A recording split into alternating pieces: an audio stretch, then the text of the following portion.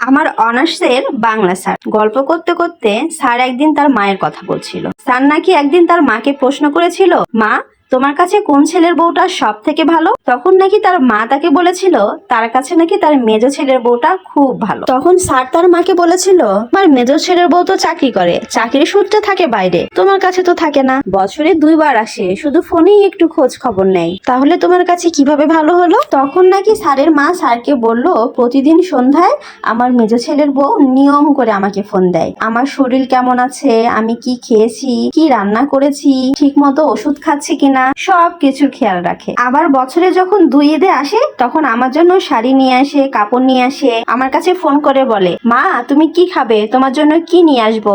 আমি যেটা খেতে পছন্দ করি সেটা খুঁজে খুঁজে নিয়ে আসে, আমার সাথে সুখ দুঃখের গল্প করে, আমি কি খেতে পছন্দ করি সেটা রান্না করে খাওয়ায়, পিঠা বানিয়ে খাওয়ায়। তখন আমার স্যার তার মাকে বলল, মা তুমি এটুকুতেই খুশি, এজন্য তোমার মেজ ছেলের বউ তোমার কাছে এত ভালো, তুমি তাকে এত বেশি ভালোবাসো? তখন স্যারের মা স্যারকে উত্তর দিল, আরে বোকা, সে তো পরের বাড়ি মেয়ে, এটুকু যে করে তাই তো বেশি। তখন স্যার হাসতে হাসতে তার মাকে কিছু কথা বলল, মা তোমার মেজ ছেলের বউ তো প্রতিদিন দিনে মাত্র 1বার ফোন দেয়, বছরে হয়তো 2 থেকে 3বার আসে, এসে তোমাকে একটু ভালো মন্দ রান্না করে খাওয়ায়, একটু কাপড় চোপড় কিনে নিয়ে আসে তোমার জন্য, তুমি অসুস্থ হলে তোমাকে দিনে হয়তো 2-3বার ফোন দিয়ে তোমার খোঁজ খবর নাই তুমি ওষুধ ঠিকঠাক খেয়েছো কিনা। কিন্তু তোমার বড় ছেলের বউটা, সে তো তোমাকে 3 বেলা রান্না করে খাওয়ায়, বাড়ির সমস্ত কাজ একাই করে, এই 4-5 জন মানুষের রান্না সে একা হাতেই করে ফেলে, তোমাকে তো কোনো কাজই করতে দেয় না। এই যে আমরা চাষি ফ্যামিলি, আমাদের তো ধান ওঠে, গম ওঠে, ডাল ওঠে,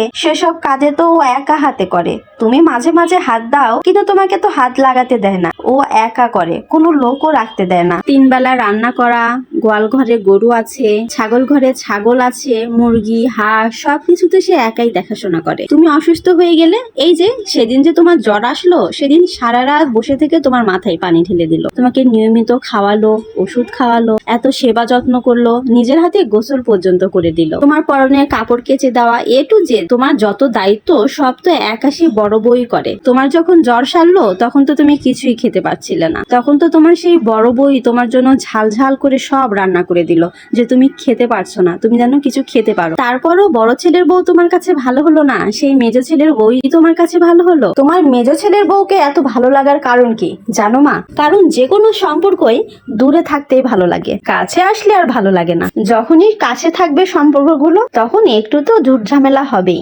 যেরকম হাড়ি পাতিল কাছাকাছি থাকলে টুংটাং শব্দ হয়, ঠিক সেরকম তোমার মেজ ছেলের বউ প্রতিদিন দিনে 1বার ফোন দেয়, কথা বলে 2 থেকে 3 মিনিট, কিন্তু তোমার বড় ছেলের বউ সব সময় তোমার খেয়াল রাখে, তুমি কি খাচ্ছ কি খাচ্ছ না, কি করছো, তোমার শরীর কেমন, সবকিছু খেয়াল রাখে। কিন্তু তারপরও দেখো বড় ছেলের বউ তোমার কাছে ভালো না, সেই মেজ ছেলের বউটাই তোমার কাছে ভালো হলো। ছোট্ট এই গল্পটা থেকে আমরা কিন্তু একটা শিক্ষা নিতে পারি, যে কোনো সম্পর্ক দূরে থাকলেই ভালো থাকে, কাছে থাকলে সম্পর্কটা নষ্ট হয়, কাছে থাকলেই সম্পর্কটা নষ্ট হয়। দেখবেন আপনার শাশুড়ির কাছে আপনি বছরে 1বার যাবেন, রান্না বান্না করে খাওয়াবেন, আপনি খুব ভালো, কিন্তু সেই শাশুড়িকেই আপনি আপনার কাছে রেখে সেবা যত্ন করে রাখবেন, 24 ঘন্টা সেবা যত্ন করবেন, খাওয়াবেন, পড়াবেন, তারপরও দিন শেষে শুনবেন আপনি ভালো না। সেজন্য যে কোনো সম্পর্ক দূরে থেকেই ভালো, দূরে থেকেই সুন্দর। তো কেমন লাগলো আজকের ভিডিওটি অবশ্যই কমেন্টে জানাবেন। আসসালামু আলাইকুম, আল্লাহ হাফেজ।